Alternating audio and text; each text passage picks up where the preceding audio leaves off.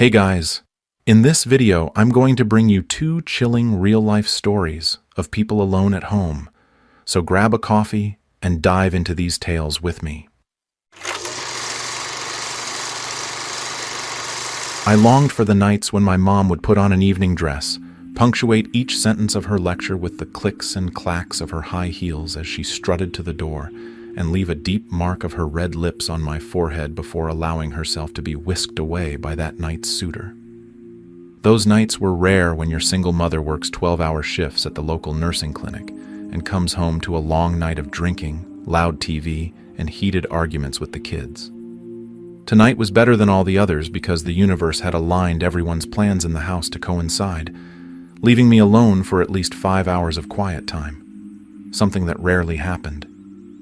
I was in my room, my secret stash of snacks spread all over the bed, and the only shared laptop in the house all to myself. I didn't know what I wanted to do first. Watch a movie? Sing along with karaoke songs on YouTube? Have a solo dance party? I decided to watch a horror movie and turned off all the lights to set the mood. I had barely gotten 30 minutes into the movie when I heard the distant sound of giggling. For a few seconds, I convinced myself it was just background noise in the movie I was watching, but my tranquility wavered when I paused the movie and still heard it. I froze. I didn't know what to do. I just waited for something to happen, but nothing did. Slowly, I shifted position. The bed frame creaked under my weight as I did so. I planted both feet on the ground and paused for a few minutes. It was probably one of my siblings who had come home early and was playing a prank on me. It could even be one of my neighbor's kids. Whoever it was, I was a 16-year-old girl who wasn't willing to take any chances. Finally, I had the presence of mind to scour the room for something I could use to defend myself. I shared the room with 6- and 8-year-old girls. The whole place was childproof, and my best bet was a heavy sports trophy. But I thought it was better than nothing. The giggles grew louder and closer. They were turning into loud laughter. I didn't know if I wanted to wait here until found or go out and search myself. I took another long, hard look at the trophy in my hands and decided to wait. With each passing minute, the laughter grew in volume and enthusiasm. It sounded like a child who knew their parents were closing in on their hiding spot during a game of hide and seek, laughing with an adult's voice. Then, I heard the sounds of chairs being dragged across the wooden floor. It didn't seem like it was done with much purpose other than to get them out of the way. A slippery, wet sound followed. It sounded familiar, but it wasn't a sound I particularly recognized. Whoever was in my kitchen was banging, tearing, and crumpling whatever it was they had in their hands. I heard crushing and snapping sounds and could only assume it was some sick psychopath with a fetish for breaking into houses and mutilating large animals. Whatever it was, they laughed the whole time. I was terrified. There was a stranger in my kitchen, laughing maniacally while apparently making a snack on the counter. There was an intruder downstairs in my house, where I had left my phone. I turned and looked at the laptop, wondering if the police responded to emails. I decided to try anyway and tiptoed back to my bed. My trembling fingers struggled to type slowly and quietly, but I managed to send an email and post a plea for help on social media. 7 excruciating minutes passed until I heard someone pull into the driveway. It didn't sound like the police. I heard the sound of heavy footsteps running up to the front door, frantically trying to fit a key into the lock and swinging the door open. The laughter stopped for a brief second before turning into a booming cackle. A scream and an ear-piercing shriek pierced the neighborhood's silence, and whoever produced it turned and ran towards the street, taking their screams with them. The maniacal laughter followed, and I finally dared to run to the bedroom window. I saw my sister running down the street while screaming, trying to attract as much attention as possible, and, from the looks of it, she was succeeding. Running in the opposite direction was a naked man covered in an enormous amount of blood I had only seen on TV. He was still laughing loudly as he disappeared from sight. I watched from the window as a crowd gathered outside my house. My sister wouldn't stop screaming. I realized she wasn't just trying to attract attention, but she was genuinely hysterical, and I didn't want to go down and see what had driven her to this state. The crowd grew as the flashing red and blue lights arrived, and hurried footsteps invaded my house. I heard cursing and retching downstairs before someone finally called out. A police officer appeared at my door and asked if I was okay. She told me to follow her with my eyes closed. Great advice for a rebellious teenager. I noticed her grip tightened as we reached the bottom of the stairs, and I couldn't help but take a peek. Through squinted eyes, I saw the dismembered parts of my mother's body. I fainted. 47 minutes. That's how long I spent listening to my mother being killed. The person responsible for it ran straight to the nursing clinic, straight to her room, and straight to her bed. He laughed as they strapped him to the bed, laughed as he was taken away in handcuffs, laughed as he was locked in a cell, laughed as he made eye contact with me in court as his sentence was announced. I wouldn't be surprised if he was still laughing when they strapped him to the chair. He will never laugh again. Neither will my mother.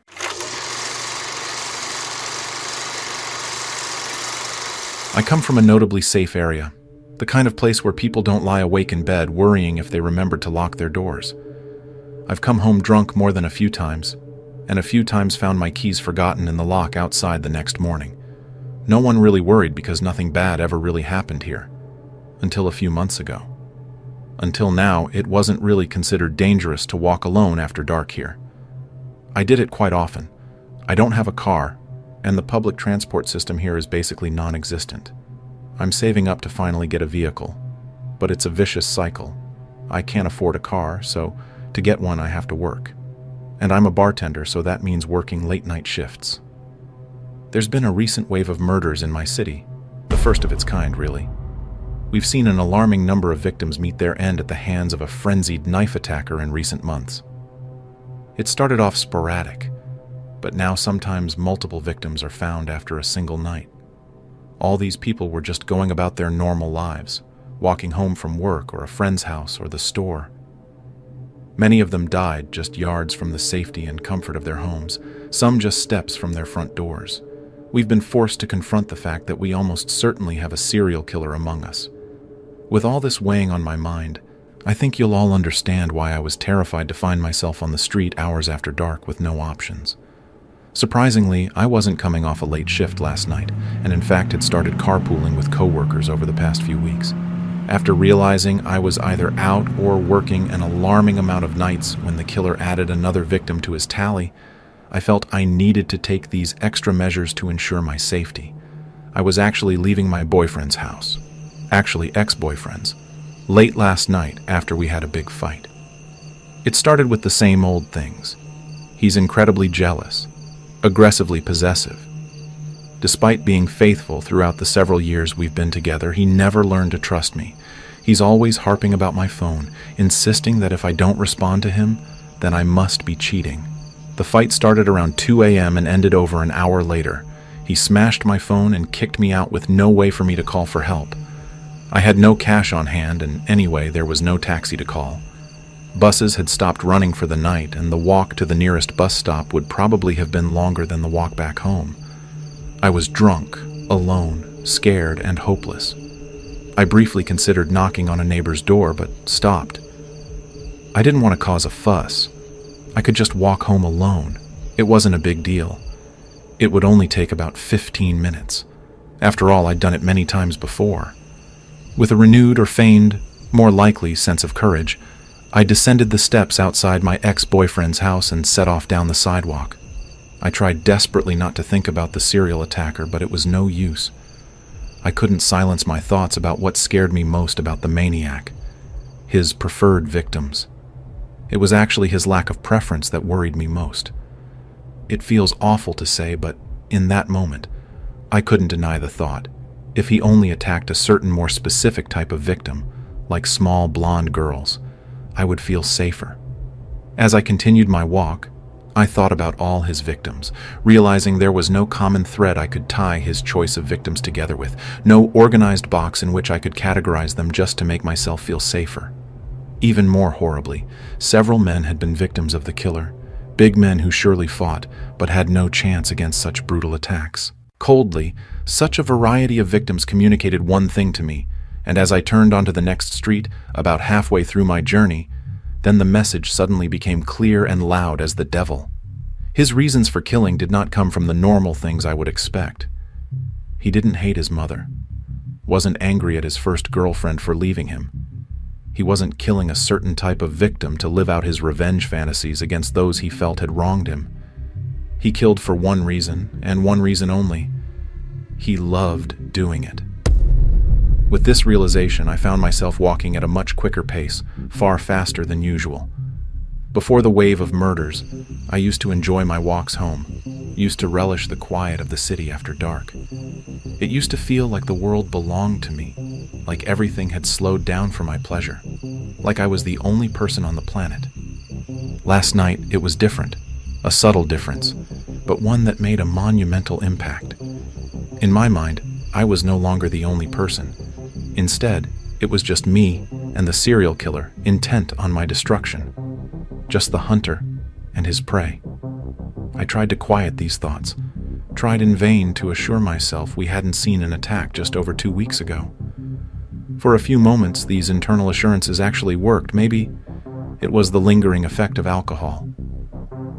I began to feel calmer, though I remained vigilant. My senses were on high alert so I wouldn't be caught off guard. It was probably because of this heightened vigilance that I heard the sound behind me, the first sign that I was far from alone as I feared. Before even registering the disturbance, my head instinctively turned to look over my shoulder. It was hard to see at first, but once I spotted a flicker of movement in the distance, my stomach dropped and hit the ground. There was a man behind me, dressed head to toe in black. He was walking quite fast too, and I wasn't willing to stick around to find out exactly what his purpose was for walking like that. I felt frozen for a moment. We were further down the street. I was only a few blocks from home at that point, and my feet carried me as fast as they could, but my shoes were uncomfortable, and I found it hard to move. I could still hear him moving behind me, his steps coming at a disturbingly rapid pace. From the sounds alone, I deduced he had barely expanded the distance between us. He was in rapid pursuit. I risked a second glance over my shoulder. Big mistake. Like in a true horror movie, I stumbled. Reflexively, I threw my hands out in front of me so that my palms made hard contact with the paved sidewalk. I knew I had to get up, though, because his steps were getting much wider and faster. I started to panic as I realized this wasn't just because he was closer to me, but because he had started to run. Fast. Adrenaline rushed through me, urging me to get up and get home, or at least get help. I think I wasn't even in control of my body anymore. I had relinquished all operational power to my most basic and primal self, commanded only by the will to survive. I guess that must be true, that I must have set aside all cognitive processes in favor of flight and survival, because I woke up startled this morning, at home. I woke up in bed, naked, hungover, with a bad taste in my mouth that took a few toothbrushings to get rid of. I'm a bit worse for wear, but I'm safe. I don't look much like I fought for my life, just a few scratches and bruises here and there. My nails are surprisingly dirty, with some substance stuck to them, probably dirt from when I fell.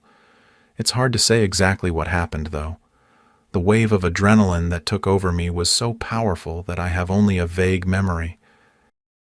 Hey, it's John Dark. Did you enjoy the stories? I recommend checking out another video where I discuss real horror stories that happened in schools. If you liked the video, give it a thumbs up and subscribe to the channel to stay tuned for more stories like these. See you next time.